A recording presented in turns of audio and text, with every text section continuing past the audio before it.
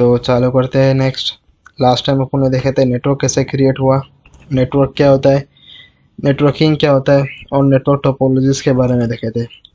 आज अपन देखेंगे network devices के बारे में। लास्ट टाइम अपना हब तो पूरा हुआ था, इसमें अपन ने क्या देखे थे, अपन ने स्टार टोपोलॉजी देखे थे जिसमें अपन ने हब यूज़ किए थे। अब हब होता क्या है, हब क्या है, अपना एक डमी डिवाइस है जिससे अपन मल्टीपल डिवाइस कनेक्ट करते हैं। जैसे यहाँ पे 3 पीसी है, PC1, PC2 और PC3। ठीक है, अभी PC1 को कोई डेटा भेजने का है, ठीक है, एक ऐसे इंपॉर्टेंट PDF है जो जाना चाहिए सिर्फ PC2 के पास। लेकिन वो जब भी भेजेगा, सेंड करेगा PDF को, तो PDF आएगा हब के पास और PDF क्या करेगा वो हब, वो इसको ही भेजेगा और PC2 के भेजेगा। अब ऐसा क्यों, क्योंकि हब अपना ना IP एड्रेस समझता है और ना मैक एड्रेस समझता है। IP तो अपन देखेंगे आगे चल के, और मैक भी देखेंगे अपन क्या होता है। IP क्या होगा, तीनों मशीन का IP अलग अलग होगा। फॉर एग्जांपल 10.0.0.1 इसका होगा, इसका 10.2 और इसका 10.3। ठीक है, ये तीनों मशीन का कोई मैक एड्रेस भी होगा। फॉर एग्जांपल इसका M1, M2, M3। और जब भी कोई PDF ये PC1 भेजेगा, वो आएगा PDF हब के पास और हब क्या करेगा, उसको सभी भेज देगा, यहाँ भी भेज देगा और यहाँ भी भेज देगा। क्यों ऐसा, क्योंकि ना हब अपना IP एड्रेस समझता है और ना ही ये हब अपना मैक एड्रेस समझता है। इस रीज़न से हब क्या करेगा, जितना भी उसे पॉसिबल कनेक्शन बने हुए वो सब कैसे भेज देगा। तो हब अपना ऐसा होता है, सब वर्किंग में अपने देखे थे लास्ट टाइम। अब हब 3 टाइप्स के होते हैं, एक होता है पैसिव हब, एक होता है एक्टिव और एक होता है इंटेलिजेंट। पैसिव हब तो अपने देख चुके, जो अभी पूरा कॉन्फ़िगरेशन बताया कि हब जैसे कोई भी आएगा डेटा PDF वगैरह, तो हब क्या करेगा, सब इधर भेज देगा। PC2 कैसे भेज देगा और PC3 कैसे भेज देगा, क्योंकि वो अपना IP एड्रेस और मैक एड्रेस समझता नहीं। अब एक्टिव हब क्या होता है, अब इमेजिन करो 2 PC है, ठीक है, ये PC1 है जो फर्स्ट फ्लोर पे है और एक है अपना PC2 है जो सेकंड फ्लोर पे है। ठीक है, और बीच में एक हब है और ये दोनों PC किससे कनेक्टेड है, हब से कनेक्टेड है। PC1 भी कनेक्टेड है हब से और PC2 भी कनेक्टेड है हब से। अब PC1 को कोई डेटा भेजने का PC2 के पास, तो डेटा कहाँ से आएगा, वो केबल के थ्रू यहाँ पे आएगा हब के पास और फिर यहाँ से क्या जाएगा, PC2 के पास जाएगा। लेकिन अभी अपना PC1 है फर्स्ट फ्लोर पे और ये सेकंड फ्लोर पे, तो डिस्टेंस ज़्यादा है ना, तो जो भी डेटा भेजेगा, जो भी पैकेट भेजेगा तो आता है तो उसकी स्पीड स्लो होंगी। तो स्पीड स्लो ना हो, अपने नेटवर्क में डिले ना हो, तो वहाँ पे कौन सा यूज़ करते हैं अपन, वो टाइम पे यूज़ करते थे एक्टिव हब। एक्टिव हब क्या करता है, बेसिकली अभी फॉर एग्जांपल इसने कोई PDF भेजा, ठीक है, उसे फ्रीक्वेंसी रहेंगी, फॉर एग्जांपल वो आया 10 Mbps की स्पीड से, ठीक है, 10 Mbps की स्पीड से आया, वो आते आते स्लो होगा, फॉर एग्जांपल 8 MB होगा। तो जैसे वो हब के पास आएगा, वो क्या करेगा, उसमें बूस्ट करेगा, यहाँ से पैकेट क्या करेगा, बूस्ट करेगा, जिससे अपना जो रहेगा PDF वो फास्ट चला जाए। ठीक है, तो होता है अपना एक्टिव हब। इसे अपन किसके लिए करते हैं यूज़, अपन अपने स्पीड इंक्रीज करने के लिए करते हैं। और लास्ट के बाद अपना एक इंटेलिजेंट हब होता है। अब इंटेलिजेंट हब मतलब इसमें ये नहीं होता है क्या वो IP एड्रेस समझना चालू कर देगा, मैक एड्रेस समझना चालू करेगा। इंटेलिजेंट हब में वो नहीं आता है। अब आता क्या है, वो सिर्फ मॉनिटर करेगा, क्या करेगा, मॉनिटर करेगा कि कौन सा मशीन उसके पोर्ट पे कनेक्टेड है। ठीक है, फॉर एग्जांपल यहाँ पे अपना क्या है, हब है, वो सिर्फ 3 PC कनेक्टेड है, PC1, 2 और 3, और यहाँ पे एक फॉर एग्जांपल एक सर्वर भी कनेक्टेड है। तो हब सिर्फ क्या करेगा, मॉनिटर करेगा कौन से पोर्ट पे कौन सा डिवाइस कनेक्टेड है। फॉर एग्जांपल यहाँ पे PC ये पोर्ट 1 है, ये पोर्ट 2 है, ये 3 और 4। तो पोर्ट 1 पे कौन सा कनेक्टेड है, PC1, पोर्ट 2 पे PC2, पोर्ट 3 पे एक सर्वर कनेक्टेड है और पोर्ट 4 पे PC3। तो क्या करेगा, पूरा मॉनिटर करेगा कौन से पोर्ट पे कौन सा डिवाइस कनेक्टेड है, प्लस कौन सा ये जो अपना फॉर एग्जाम्पल PC1 क्या है, कोई डेटा सेंड कर रहा है, कोई PDF सेंड किया उसने, तो वो भी करेगा मॉनिटर। क्या PC1 ने कोई PDF सेंड किया, PC2 ने कोई PDF सेंड किया, PC3 ने कोई PDF सेंड किया, तो पूरा कंटिन्यू बेसिस पे क्या करेगा, मॉनिटर करेगा। तो जो भी मॉनिटर का काम आता है वो किस में होता है, अपना इंटेलिजेंट हब में। लेकिन आज के टाइम पे अपन ये भी यूज़ नहीं करते। अपन यूज़ क्यों नहीं करते अपन, क्योंकि यहाँ पे अपना मेन आता है दिक्कत, जो अपना आता है सिक्योरिटी का दिक्कत आता है। और कोई भी PDF भेजा PC1 ने, तो हब क्या करेगा, सब कैसे भेज देगा, PC2 कैसे भेज देगा और PC3 कैसे भेज देगा। तो इस रीज़न से अपन हब यूज़ नहीं करते, क्योंकि कोई कस्टमर के बारे में ये क्रूशल इन्फॉर्मेशन रहेगी, क्रूशल डेटा रहेगा, तो सबके पास नहीं जाना चाहिए। तो अपन आज के टाइम पे क्या करते हैं, यूज़ स्विच करते हैं, जो अपन देखेंगे आगे। हब अपना एक सिंपल वे में क्या, हब अपना ना IP एड्रेस समझता है और ना ही अपना मैक एड्रेस समझता है, इसलिए अपने यहाँ पे सिक्योरिटी नहीं होती है। तो हब था ये, ठीक है। अब इसके लिमिटेशन यही होते हैं अपने, क्या अपना IP एड्रेस और मैक एड्रेस नहीं समझता है, जिसकी वजह से क्या वो जो भी डेटा रहेगा सब इधर भेज देगा। तो अपना यहाँ पे सिक्योरिटी कुछ नहीं होता अपना यहाँ पे। तो हब अपना ये होता है।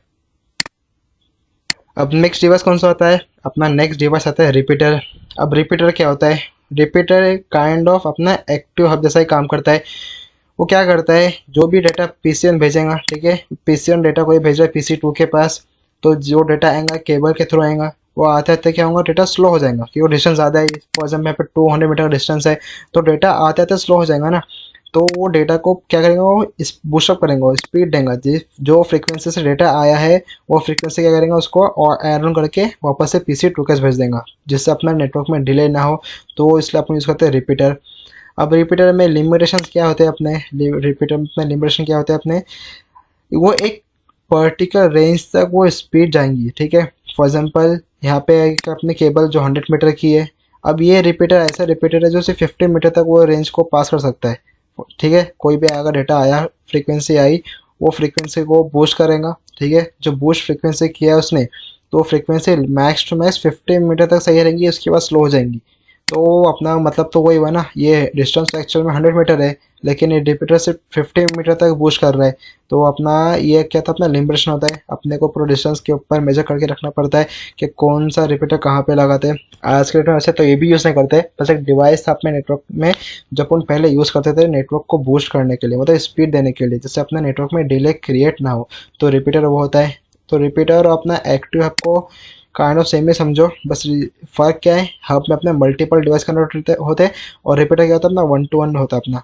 ये इसमें एक पोर्ट आएगा यहाँ पे, ठीक है, एक केबल आएंगी यहाँ पे, दो पोर्ट है ना यहाँ पे कितने पोर्ट है अपने, यहाँ पे दो पोर्ट है अपने। कौन सा, एक ये पोर्ट है और एक ये पोर्ट है।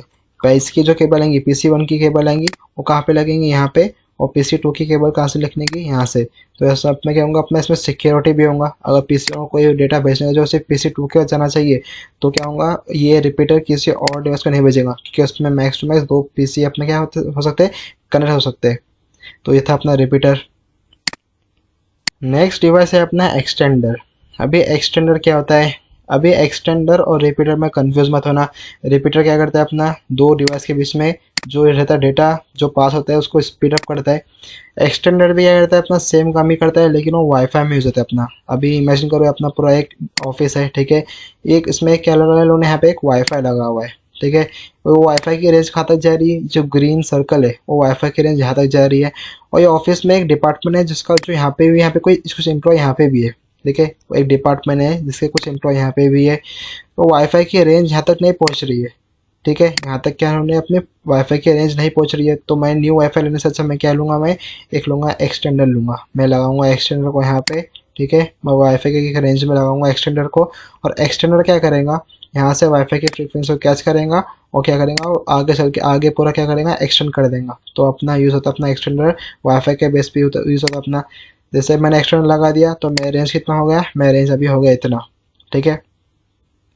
तो अपन यूज़ करते हैं एक्सटेंडर, वो वहाँ पे यूज़ करते हैं अपन जहाँ पे अपना वाईफाई की रेंज नहीं पहुँच रही है। नेक्स्ट डिवाइस है अपना एक्सेस पॉइंट। अब एक्सेस पॉइंट होता है क्या है, एक्सेस पॉइंट का काम तो सेम ही होता है जैसे अपना होता है घर पे normal WiFi router. Access point का भी यही काम होता है, इंटरनेट देना यूज़र्स को। लेकिन कंपनी में जब अपन जो भी यूज़ करते हैं, अभी घर पे अपन बोल सकते हैं कि हमें घर पे वाईफाई राउटर है, लेकिन कंपनी में अपन ये नहीं बोल सकते। कंपनी में अपन यूज़ करते हैं एक्सेस पॉइंट। अब ऐसा क्यों, काम तो उसका सेम ही है। वाईफाई अपने जो घर पे रहता है वाईफाई, वो भी अपने को इंटरनेट प्रोवाइड करता है, और एक्सेस पॉइंट भी अपना क्या करता है, इंटरनेट प्रोवाइड करता है। लेकिन इसको एक्सेस पॉइंट और उसको वाईफाई ऐसा क्यों बोलते हैं वो देखेंगे। अब इसमें बहुत सारे रीज़न है इसमें, क्योंकि जो फीचर एक्सेस पॉइंट में आते हैं वो वाईफाई में नहीं आते। जैसे कि तुम लोग हर यूज़र्स के लिए अलग अलग यूज़र नेम और पासवर्ड क्रिएट करेंगे, ठीक है। अपने घर का जो रहता है वो नॉर्मल वाईफाई, उसमें से अपने क्या करते हैं, अपन क्लिक करते हैं, अपना डालना पड़ता है पासवर्ड, अपन ये होता है कनेक्ट होता है अपन। लेकिन एक्सेस पॉइंट में ऐसा नहीं होता है। तुम लोग क्या कर सकते हैं, हर यूज़र के लिए जो जितने भी तुम्हारे एम्प्लॉय है उन सब के लिए अलग यूज़र नेम और अलग पासवर्ड बना सकते हैं। और हर यूज़र के लिए तुम एक पूरा एक लिमिट सेट कर सकते हैं कि ये यूज़र 1 घंटे में सो एंड सो रेंज में ही इसको वाईफाई मिलना चाहिए, ठीक है। फॉर एग्जांपल एक कोई यूज़र एम्प्लॉय वन है, उसको सिर्फ और सिर्फ 1 GB मिलना चाहिए पूरे दिन भर में। तो अपन एक रेंज भी सेट कर सकते हैं अपन। प्लस अपना ये जो एक्सेस पॉइंट रहता है पूरा डेली बेसिस पे लॉग बनाता रहता है अपना। अब लॉग क्या होता है, कौन सा एम्प्लॉय ने इंटरनेट पे क्या यूज़ किया है, क्या कौन से वेबसाइट एक्सेस किया है, ठीक है। ये वाईफाई के थ्रू कोई भी वाईफाई यही एम्प्लॉय वो कनेक्ट हुआ है वाईफाई से या एक्सेस पॉइंट से, तो वो जो भी जाएगा वेबसाइट पे, ठीक है, वो सब किससे बनेंगे, उससे लॉग्स बनेंगे। एक्सेस पॉइंट में, जो अपने वाईफाई में नहीं बनते। तो एक्सेस पॉइंट अपना ये सब चीज़ें काम होता है अपना। तो इसलिए अपन कंपनी में यूज़ करते हैं एक्सेस पॉइंट, क्योंकि इसमें ज़्यादा फीचर्स होते हैं। हर एम्प्लॉय के लिए अलग यूज़र नेम, अलग पासवर्ड होता है। प्लस अपन एक लिमिट सेट कर सकते हैं हर एम्प्लॉय के लिए कि एम्प्लॉय 1 को सिर्फ 1 GB मिलना चाहिए, एम्प्लॉय 2 को फॉर एग्जाम्पल 2 GB मिलना चाहिए। तो अपन एक लिमिट सेट कर सकते हैं। और प्लस जितने भी अपने एम्प्लॉय यूज़ करेंगे वेबसाइट, उन सबका क्या बनेगा, लॉग बनेगा अपने यहाँ पे। तो अपने यहाँ पे एंट्री देखेंगे कि कौन सा एम्प्लॉय ने कौन से टाइम पे क्या कौन सी वेबसाइट एक्सेस किया था। तो कंपनी में अपन यूज़ करते हैं एक्सेस पॉइंट। अब आते हैं अपन देखते हैं अपन स्विच। अब स्विच क्या होता है, अब आई मेन जो अपन सीखने का सबसे सीखने वाले हैं, स्विच। अब ये स्विच ये क्या अपना हब जैसा दिख रहा है ना अपना, ये स्विच अपना हब पूरा सेम ही दिखते हैं, दोनों काम भी सेम है। जैसे हब अपना मल्टीपल डिवाइस कनेक्ट करता है, स्विच भी करता है अपना मल्टीपल डिवाइस कनेक्ट करता है। भाई PC1 PC2 PC3 है, तीनों भी पीसी के से कनेक्टेड है, स्विच से कनेक्टेड है। लेकिन अब यहाँ पे है ये क्या, सिक्योरिटी की बात जो अपने को हब में नहीं मिल रही थी। तो स्विच क्या करता है, फॉर एग्जांपल यहाँ पे PC1 ने कोई भी पैकेट भेजा, ठीक है। सबसे पहले जैसे मैंने 3 पीसे कनेक्ट किया ये स्विच से, स्विच क्या करेगा, इन लोग का मैक एड्रेस कैप्चर करेगा, ठीक है। इसका मैक एड्रेस भी लेगा, इसका भी लेगा और इसका भी लेगा। मैक एड्रेस कैप्चर करेगा और उसका एक टेबल में सेव करेगा, ठीक है। उसको बोलते हैं अपन ARP टेबल बोलते हैं। अपन देखेंगे ARP टेबल क्या होता है। तो तीनों का मैक एड्रेस लेगा और किस में सेव करेगा, एक टेबल में सेव करेगा। तो जैसे ही PC1 ने कोई डेटा भेजा, ठीक है, किसको, PC2 को, तो वो पैकेट कहाँ पे आएगा, वो पैकेट आएगा स्विच के पास। स्विच देखेगा अपने टेबल में, और पैकेट में देखेंगे अपन बैकेट में पैकेट कैसे बनता है, सोर्स एड्रेस, सोर्स मैक, वो सब लगता है, वो देखेंगे अपन क्या होता है, तब समझेंगे क्या स्विच कैसे समझता है। बस अभी ये रफली अगर तुम लोग समझ जाएंगे, तुम क्या समझो, जैसे PC1 ने पैकेट भेजा तो बैकेट में एक अपना होता है पैकेट बनता है, जिसमें अपना सोर्स एड्रेस लगता है। सोर्स एड्रेस मतलब PC का IP। सोर्स मैक मतलब क्या, PC का मैक एड्रेस। डेस्टिनेशन एड्रेस मतलब उसको कहाँ पे भेजना है, किसको भेजना है, PC2 को भेजने का है तो उसका IP। डेस्टिनेशन मैक, ठीक है, डेस्टिनेशन मैक किसका मैक आएगा, PC2 का मैक आएगा। तो ये पूरा पैकेट बनता है अपना, और कहाँ पे आता है वो, ये पैकेट जाएगा स्विच के पास जाएगा। स्विच के जैसे पैकेट आएगा तो क्या देखेगा, कहाँ से आया है, ये पैकेट आया PC1 से, मतलब ये PC से, और जाना कहाँ पे, जाना है इसको PC2 के पास। और उसने PC2 के जाना कैसे पहचाना, वो मैक एड्रेस की वजह से पहचाना उसने कि इसको पैकेट कहाँ भेजना है, मेरे को PC2 के पास भेजने का है। तो वो PC3 के पास जो भी रहेगा पैकेट नहीं भेजेगा, कहाँ पे भेजेगा, सिर्फ और सिर्फ PC2 के पास। तो स्विच अपना क्या होता है, अपना स्विच अपना मैक एड्रेस के बेस पे काम करता है। IP के बेस पे भी काम करता है ऐसा ये स्विच, लेकिन ज़्यादा उसके लिए अपना अलग से कॉन्फ़िगरेशन करना पड़ता है। अपना मेन क्या रहता है, अपना स्विच मेन अपना रहता है पूरा अपना मैक एड्रेस के बेस पे काम होता है अपना, ठीक है। स्विच अपना IP एड्रेस नहीं समझता है, अपना क्या समझता है, सिर्फ और सिर्फ मैक एड्रेस समझता है। जैसे पैकेट इसने भेजा है यहाँ पे, वो कहाँ पे भेज देगा, मैक एड्रेस देख के PC2 के पास। तो ये होता है अपना स्विच, ठीक है। अब देखें अपन राउटर क्या होता है। नेक्स्ट डिवाइस है अपना राउटर। राउटर अपना ऐसा दिखता है, अब बोला था क्या अपना ये राउटर अपने घर जैसा राउटर नहीं होता है, ये नेटवर्क राउटर होता है। कंपनी में ये सब राउटर यूज़ करते हैं। अब राउटर क्या होता है, अभी इमेजिन करो ये अपना क्या है, 2 स्विच है, ठीक है। ये स्विच 1 है और ये स्विच 2 है। यहाँ पे एक PC है, यहाँ पे एक PC है। इसका कोई IP एड्रेस होगा, ये दोनों PC का, ये दोनों PC का कोई IP एड्रेस होगा। अब ये ये जो PC1 है, इसको जाना है PC3 के पास, ठीक है। तो लास्ट टाइम मैंने क्या बोला था, स्विच क्या करता है, सबसे पहले स्विच करता है मैक एड्रेस को कैच करता है। स्विच इसका मैक एड्रेस लेगा और इसका लेगा मैक एड्रेस और सेव करेगा उसका ARP टेबल में। ये स्विच भी सेम चीज़ करेगा, इसका मैक एड्रेस लेगा, इसका मैक एड्रेस लेगा और कहाँ सेव करेंगे, उसके टेबल में सेव करेगा। अब PC1 को डेटा भेजने है PC3 के पास, ठीक है। तो कोई भी PDF रहेगा, ठीक है, वो PDF कहाँ पाएंगे, उसका पैकेट क्या बनता है, पैकेट में सोर्स एड्रेस, सोर्स मैक, जो लास्ट टाइम देखे थे अपन ने। तो पैकेट जो रहेगा डेटा वो आएगा स्विच के पास। अब स्विच देखेगा क्या आया कहाँ से, डेटा आया PC1 से, और जाना कहाँ पे, जाना उसको M3 मतलब PC3 के पास। अभी इमेजिन करो इसका मैक एड्रेस है M1, इसका है M2, इसका है M3 और इसका है M4। अब पैकेट आया कहाँ से, M1 मीन्स PC1 के पास, और जाना कहाँ पे, M3। तो अपना टेबल में चेक करेगा कि M3 कहाँ पे है, तो उसको दिखेगा नहीं कि M3 है कहाँ पे। यहाँ पे इसके सिर्फ दो मैक एड्रेस है, एक M1 और एक M2। तो पैकेट कैसे भेजेगा आगे, तो उसको जाने का, अगर उसको किसी और नेटवर्क में जाने का होगा तो पैकेट भेजेगा राउटर के पास। राउटर क्या करता है अपना, राउटर करता है अपना 2 नेटवर्क को कनेक्ट करता है अपना, और रूट देता है अपने को। जैसे PC ने कोई डेटा भेजा, वो पैकेट आएगा यहाँ पे तो राउटर को पता है, राउटर को दोनों पता रहेगा कि ये इधर कैसे चलेगा, PC3 का PC3 PC4 यहाँ पे और PC1 PC2 यहाँ पे। और कैसे पता कर चलता है उसको देखेंगे अपन आगे चल के। अभी मोटिव अपना ये नहीं कि आप लोग को ये राउटर को कैसे समझता है सब चीज़ें, बस इतना आपको समझना कि राउटर क्या करता है, दो नेटवर्क के बीच में क्या करता है, कम्युनिकेशन बनाता है, कनेक्शन बनाता है, ठीक है। तो राउटर का काम वो होता है। और स्विच क्या करता है अपना, स्विच में अभी फॉर एग्जाम्पल अगर PC3 यहाँ पे होता, ठीक है, PC3 अगर यहाँ पे कनेक्ट होता, M3 मतलब इसका मैक एड्रेस क्या है M3, तो डेटा वो जो भी से भेजा, PC ने डेटा भेजा, तो कहाँ पे वो यहाँ पे राउटर केस नहीं भेजता, वो सीधा क्या करता, सीधा यहाँ पे भेज देता। लेकिन क्योंकि अभी PC3 उसके मैक एड्रेस की में नहीं है, उसके टेबल में नहीं है, तो कहाँ पे भेजेगा, वो यहाँ पे भेज देगा। तो राउटर का मेन क्या होता है काम, दो नेटवर्क को कनेक्ट करना। तो अपन यूज़ करते हैं वहाँ पर, यूज़ करते हैं अपन राउटर। अब देखते हैं सर्वर क्या होता है। अब सर्वर क्या होता है, सर्वर वो होता है जिसमें अपना पूरा डेटा, कोई भी वेबसाइट, कोई भी एप्लीकेशन सेव होती है, ठीक है। अपन ने फर्स्ट लेक्चर में भी देखे थे। अब ये कोई सर्वर है, ठीक है, जिसमें क्या है, अपनी इंस्टाग्राम की वेबसाइट अपलोडेड है, ठीक है, ये इंस्टाग्राम की वेबसाइट अपलोडेड है। अपन अपने लैपटॉप या फ़ोन से ही वो करते हैं एक्सेस इंस्टाग्राम को, ठीक है। तो बैकएंड में क्या होता है, अपना लैपटॉप कनेक्ट किससे होता है, अपना वो सर्वर से होता है। और सर्वर से कनेक्ट क्यों होता है, क्योंकि अपने इंस्टाग्राम की वेबसाइट किधर अपलोडेड है अपनी, वो अपलोडेड है वो सर्वर पे। इसलिए अपने को जो भी अपना डिवाइस, फ़ोन हो, लैपटॉप हो, कोई भी डिवाइस हो, कनेक्ट किससे होगा, बैकएंड में। और बैकएंड में कनेक्ट होता है सर्वर से। कोई भी वेबसाइट हो, फेसबुक, यूट्यूब, हर कोई किस पे होता है अपलोडेड, सर्वर पे होता है। जो भी तुम करते हैं, यूट्यूब पे वीडियो अपलोड, इंस्टाग्राम पे पोस्ट, वो सब डेटा कहाँ पे सेव होता है, वो सेव होता है सर्वर पे। कुछ तो चाहिए ना सो जगह जहाँ पे वो स्टोर हो, तो वो स्टोर राउटर पे नहीं, स्विच पे नहीं, वो कहाँ पे सेव होता है, वो सब सेव होता है सर्वर पे।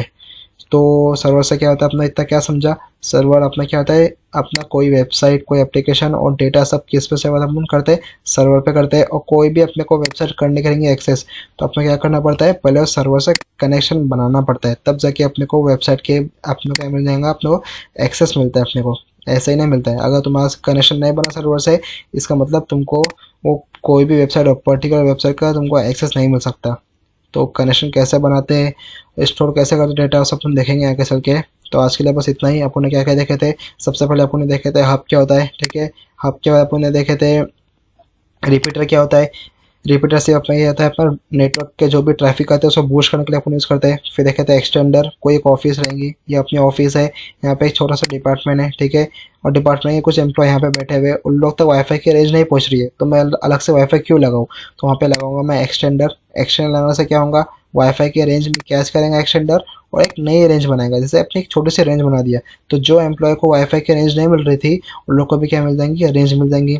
तो वो था एक्सटेंडर। फिर अपन ने देखे थे स्विच देखे अपन ने, ठीक है। स्विच क्या होता है, अपना मल्टीपल डिवाइस कनेक्ट करता है अपना स्विच, लेकिन उसमें क्या होता है, अपना वो मैक एड्रेस समझता है अपना। ये बात याद रखना, अपना राउटर आईपी एड्रेस समझता है, ठीक है, आईपी एड्रेस समझता है। और अपना स्विच क्या करता है, अपना समझता है, स्विच समझता है मैक एड्रेस। तो स्विच अपन ने देखे थे, जब कोई भी PC1 ने कोई डेटा भेजा, ठीक है, तो देखेंगे उसके टेबल में कि मैक एड्रेस कहाँ पे है। अगर यहाँ पे तीन पीसी है, PC2 और PC3 है, जाना कहाँ पे इसको, PC2 के पास, मतलब M2 के पास, तो सिर्फ और सिर्फ उसके डेटा भेजेगा, PC3 के पास नहीं भेजेगा। तो अभी अपने सिक्योरिटी आई। प्लस अपने क्या देखे थे, अपना राउटर, राउटर अपना आईपी एड्रेस समझता है। जब भी बात आती है दो नेटवर्क, दो अलग अलग नेटवर्क को कनेक्ट करने की, वहाँ पे अपन यूज करेंगे राउटर। वो कैसे होता है, सब चीज़ें अपन देखेंगे आगे चल के। अब बस इतना समझ लेंगे कि राउटर का काम क्या होता है। राउटर का काम होता है दो अलग अलग नेटवर्क को कनेक्ट करना। और लास्ट में क्या देखा था अपन ने, सर्वर। सर्वर में अपन जो भी रहता है अपना डेटा, वेबसाइट, एप्लीकेशन, वो सब किस में होता है, अपना स्टोर सर्वर में होता है। अगर तुमको कोई भी वेबसाइट का एक्सेस चाहिए तो किससे होना करना अपना होता है, कनेक्ट करना पड़ता है, सर्वर से कनेक्ट होना पड़ता है अपने को। तो आज के लिए बस इतना ही। अपन कल देखेंगे आईएसपी के बारे में, आईएसपी होता क्या है, और उसके पूरा मतलब इंटरनेट सर्विस प्रोवाइडर, जो भी अपना रजिस्टर करता है अपन इंटरनेट, वो कैसे बैकएंड में चलता है, उसका पूरा प्रोसेस क्या है अपन देखेंगे। तो आज के लिए बस इतना ही।